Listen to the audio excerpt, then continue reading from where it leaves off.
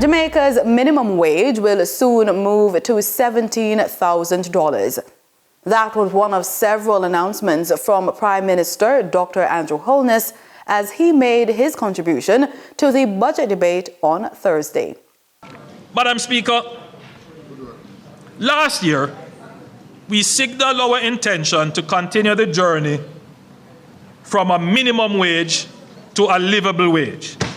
And we indicated that the next step would be to increase the minimum wage to $18,500.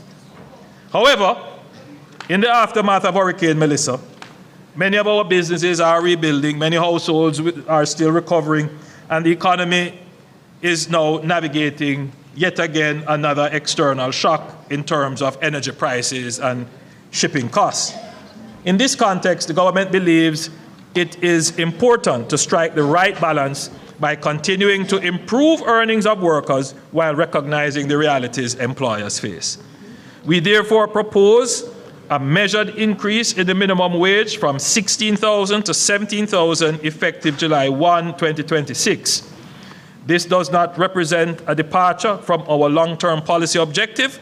The government remains committed to transition from a minimum wage to a livable wage, and as economic conditions stabilize, we will continue the phased increase necessary to realize that vision of the Jamaican worker.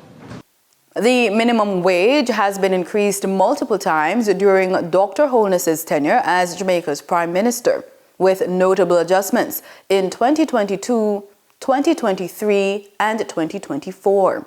The most recent hike before this announcement was to $16,000 on June 1, 2025.